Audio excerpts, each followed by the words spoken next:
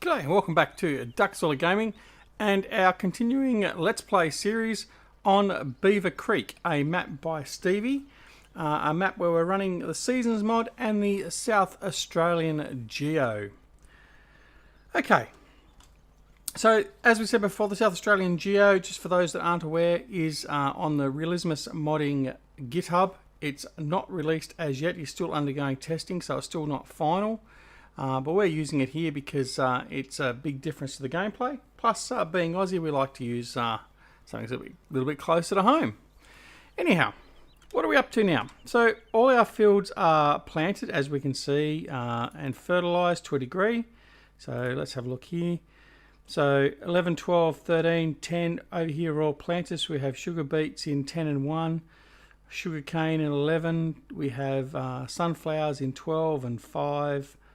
Corn in 6, soybeans in 7. So yesterday was game day, which we didn't do any recording on. The temperature got high enough so we can plant our soybeans, so we did that. Fields 8, 18 and 13 we have cotton growing. Good old Aussie crops. We're going to get some cotton growing done and some baling. That'll come soon enough. And yeah, so we're pretty much ready to go. Now the grass. If you have a look, the grass is at a position now where we can actually start harvesting the grass. And I did a little bit of test harvest over here with a new mower, which I didn't end up liking, so we got rid of that pretty quick. But in the meantime, what we need to do today is we just need to get some fertilizer down, field 1 and field 18. Now they've got a growing stage going, we can put some fertilizer down and give them another dose of fertilizer. That's exactly what we're going to do. All right. So without further ado, let's jump in the case, Puma, and head on over and give these a bit of fertiliser.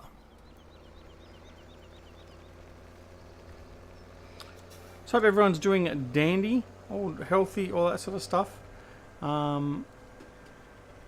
We're actually in the middle of a bit of a downpour at the moment, but by the time you get this, it'll be a couple of weeks later, so that doesn't really matter. Anyway, so we're going to do field 1. We're going to give that a bit of a fertiliser going over. Now, as you would all know by now, my driving is not the best, not that accurate at the best of times, but we're going to give this one a go manually, but we just need to have a bit of top down because we need to see where we're going and line up our fertiliser. I could also use GPS, obviously, but I figured we'd do this one manually. On field 18, the big cotton crop, we might just set up a worker and get him to do that. Because by the time we sort of do that, we'll be due to sort of end the episode. We're going to try and keep this series down to about 20-minute episodes. Something a little bit more manageable. Should be fairly easy to do that with these fields being a little bit smaller. But only time will tell. We'll just sort of see how we go. But 20 minutes will be the goal.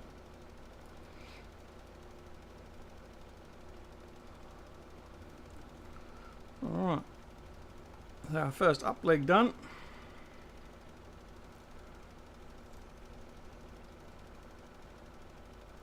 So we're looking forward to continuing playing this. It's going to be quite interesting with the South Australian GEO.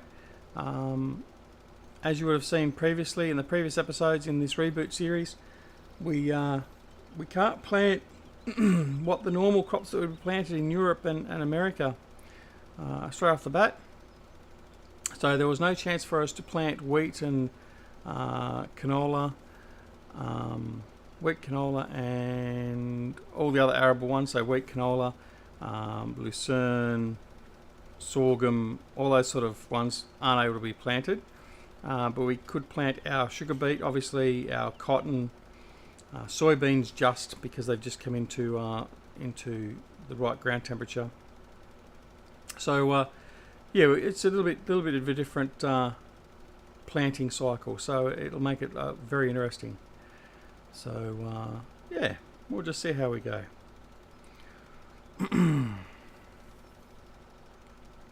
I must admit, actually, I haven't checked probably the last week or so to see if there's been an update to the South Australian GEO. After I've recorded this episode, I might go and check because I think it'd be important for us to keep updating it. So as the fixes sort of are rolled out by Realismus, we're playing the current version that's on the GitHub. And I certainly do hope a lot of you actually give this Geo a good go, because like I said, it is very different. Whereas a lot of you guys would have normally just started out with your wheat and barley and all that sort of stuff as your first lot of crops. You can't really do that with this. Well, you can, but it doesn't. Your seeds aren't going to germinate. You're not going to get any growth, and you're not going to be able to harvest until, what was it? I think late winter is when you're going to harvest those crops. We'll have a look once we finish this field. We'll bring up the seasons mod window and quickly cover it again. And I'll probably cover it a few times because it is so different to the norm. And I'm sure many of you would be interested in how it actually works. Or if not, too bad, just turn away when I bring it up.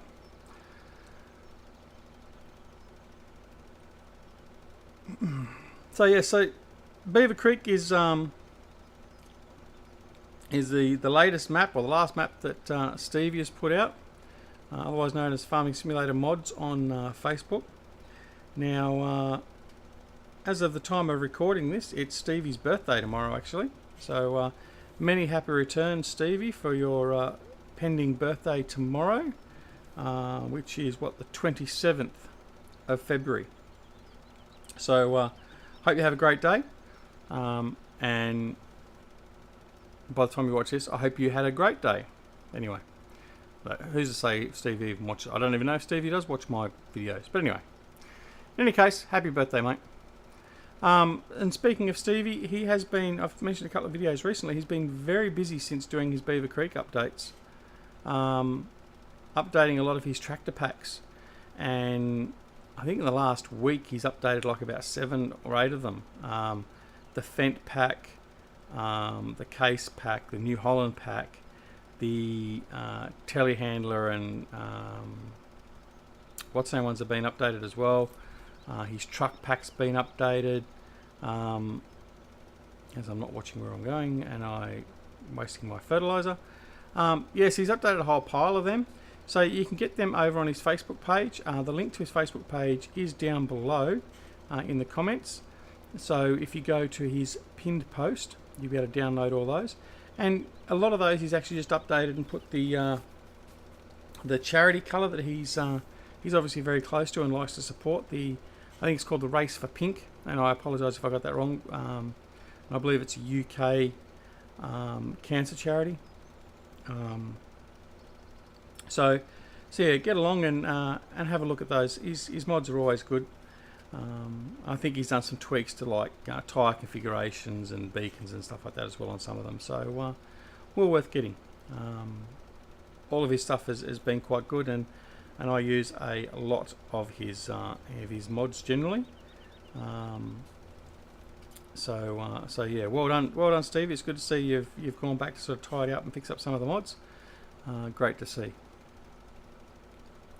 The other thing is, and I did mention it in, I think it was in my Sherwood Park episode, or one of them, that Bullet Bill has recently been updating his Facebook page with the, and I'm going to get it wrong again, it's not, the Lone Oak Farm, I think it was called, his upcoming map. And he recently put out some images of his map with the seasons mod running on it, and just the variation in the scenery and the trees and all that with that. And it looks fantastic. It really does. And probably one of the big things that we sort of took out. He was talking to us on one of the Discord channels of the groups that I'm involved with, and one of the big things was he's now got an ice texture, sort of like an overlay, I guess. So during winter when it's nice and cold, again I can't remember if it was a lake or a pond or a river or anything, but basically he's got a pardon me, an ice overlay. So as the waterways will actually ice over, which is fantastic as well, and a little bit extra immersion. So really looking forward to seeing that. As I'm sure most of you are as well. Alright, so we've almost finished this this field here now. Oh, I've missed a little bit there, that'll be fine. We don't have to be perfect. Far be it from me to be perfect, for sure.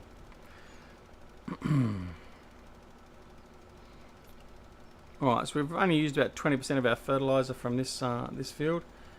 Field 18 will probably empty it. It's a 10,000 litre capacity in this thing. This is the Horse 10,000. So it comes from the free Horse DLC. It's a fantastic mod, and has become my go-to fertiliser. I use this over all others. I just like the look of it. I like how it functions, and it's become my, like I said, my favourite one. Alright, so finished field 1 there now. So now we'll head over to field 18 and we'll get a hired hand to finish that off. We'll get him started and he can continue on with that, and then we'll see what else we need to do around the farm. In fact, there's not going to be a lot to do today, so this might be a rather quick episode.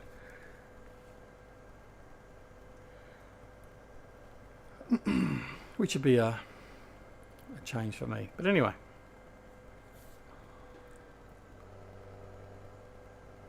So over through here. And just up here. What we might have to do, we might have to get the mower out. Actually, we'll have to look at... I did say I was going to have a look at the season thing, so I'll have a look at that before I start up here.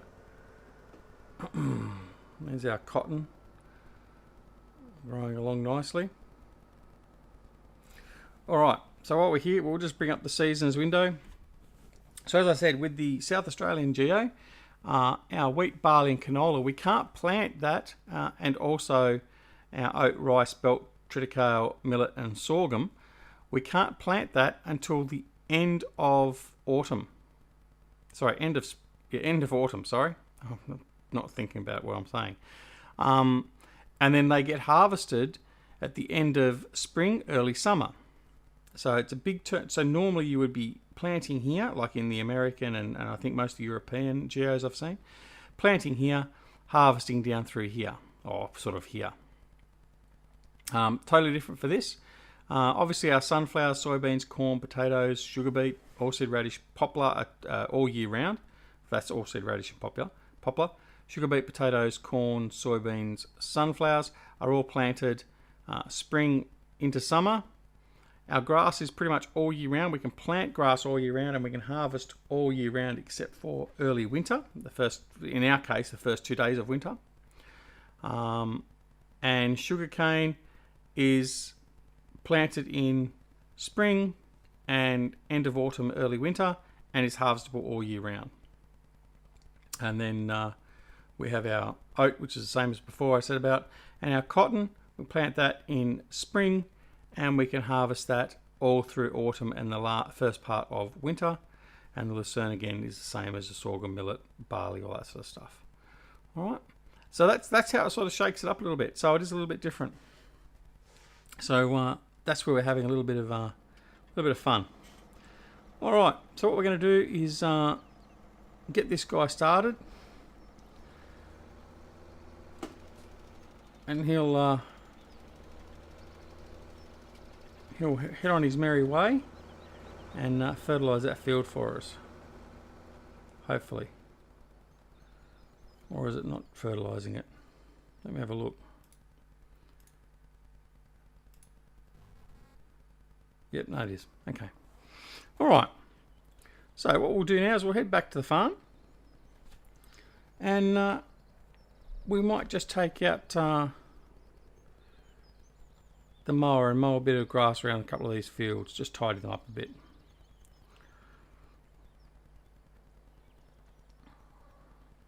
So the mower of choice on this map is obviously going to be, as it is on most maps, the Duckzorly 2018 edition Big M. So this is it here. We'll bring him out. So it's based obviously on the 2017 version of the Big M as released by LS Mod Company, GTX Mods. Our good friend Andy helped bring this one out. Now, initially there were a couple of things that we weren't, I won't say weren't happy about, but when compared to the Big M that we were using from early in the Farming Simulator 17 timeline, it was certainly not as good. Like having the rear hitch, the rear extended hitch on the other Big M, and being able to attach either a windrower or a tedder or a baler or whatever behind was very handy. Don't have this ability. We do have a PTO on it, but we don't have the extended hitch, so it means it's going to be operating very close behind. As we just have a look around the Big M, so Duckzorly Gaming there. Lord of the Grass Duckzorly. So yeah, there we go. So that's the Duckzorly Limited Edition Big M for 2018. Now, the reason why we've gone back to this one is basically at the rear. You can see I've raised up the covers, just lowering them again now on the mower heads, both the front and the rears. Now, Andy, in his great work, has overcome the obvious scripting issue, or the issue there was that was holding back the older Big M in going to a widespread. So you would know that basically it was always windrowing, and if you did try to do a widespread, you ended up getting a huge amount of grass. Sorry, a bit dry of the throat. Just dumped randomly, and that's not what we wanted.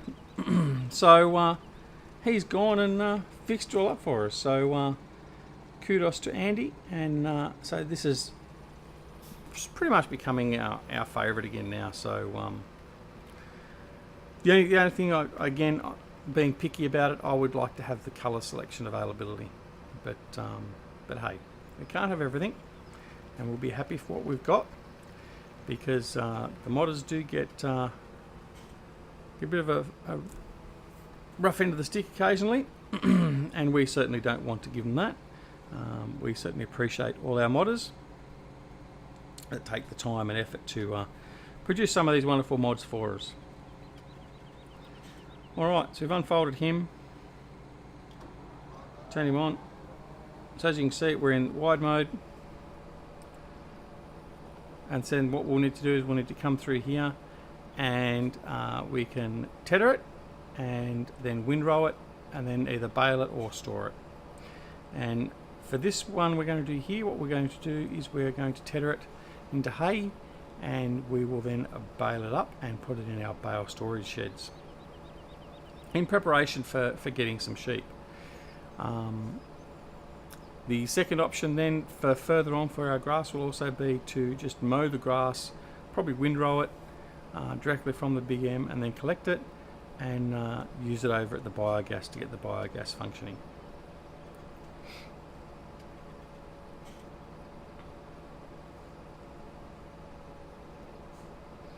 One thing about this this map, Stevie has certainly made the Lord of the Grass very happy. There is plenty of grass to mow, and certainly means that we don't have any real need to be planting our fields with grass, because there is more than sufficient around the outside of the fields that we're going to be using. So we're very, very much spoilt with grass. And you can never have too much grass, obviously, as long as you've got a good mower.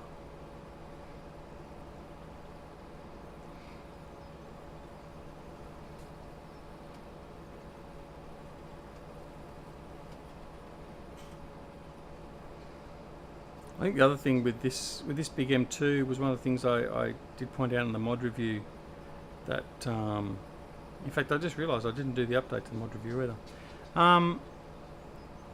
The other thing was the fact that you can't turn off the all-wheel steering on this one, I don't believe. Whereas on the other one, we were able to. But small things. I mean, look, the other Big M is still going to get a big lot of use out from me, and certainly in cases where I'm just going to be wanting the output to be windrowed, I'd probably use that over this one. But for now, we will certainly enjoy using this one. And of course, I've got to also thank Andy, who helped me finalise the personalisation on this, because for whatever reason, the files that I modded just didn't take at one point, as in the DDS save didn't pick it up cleanly, and he helped me out with that. So so many thanks yet again to Andy for that.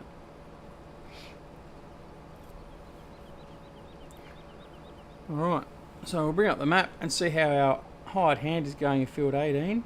He's about halfway through. He's not doing too bad. And he's still got plenty of fertiliser. In fact, maybe... Alright, let's just... Okay, sorry about that, welcome back. I just realised that when I was mucking about with a new mower and a new seeder in a quick test before I was doing this episode, I'd added in the cheap money, obviously to buy it, so it didn't affect our money we got on the farm here, but also had made the helper functions all able to buy. So instead of them actually using the grain and the fertiliser that I'd put in the fertiliser, for instance, it was just buying it instead of using it. So I've now fixed that up, so he's now using the fertiliser like he should have been. Anyway, told you, not perfect. Sometimes I miss things. In fact, quite regularly I miss things. Hence why I also don't announce the numbers of the episodes at the start anymore, because of late I've been stuffing up more than I've been getting right. So the graphics will certainly have the right number on it, I hope, and the title of the video will have the right number on it. But I won't announce it. I'll just do the generic announcement of what farm we're playing or what play series we're playing, and leave the number out entirely, because yeah, it's a bit embarrassing. I'm going to claim Alzheimer's. Maybe that'll help.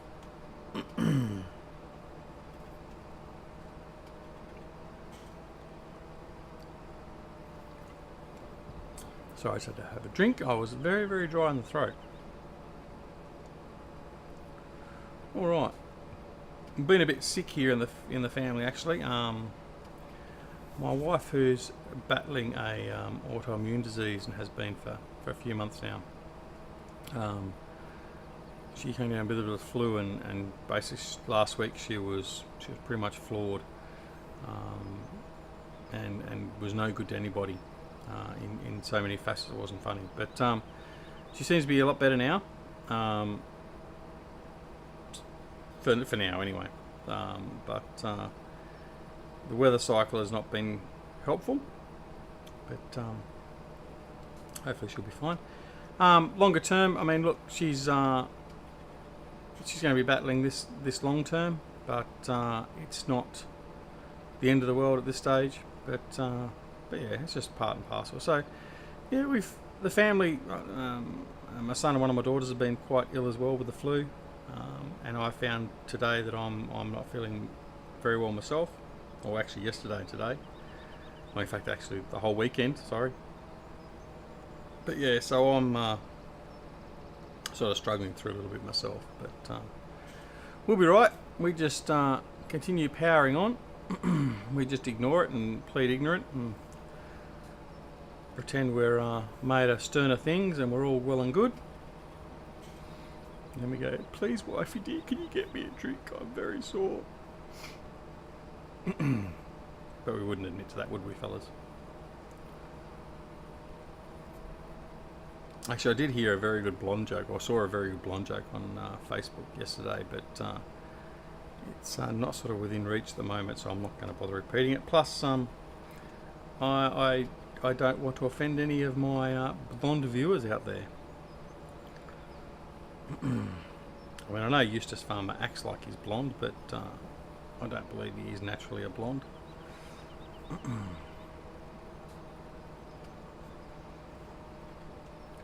Alright, So we've mowed all that through there. We'll just head over here and we'll do this side of the field over here.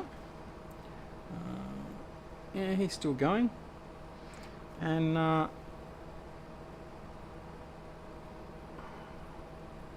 so we've got 25 minutes for this video. So what we'll actually do is we'll call it there. We'll continue on with the grass. We'll come back very soon thereafter because we're only very early into this game day.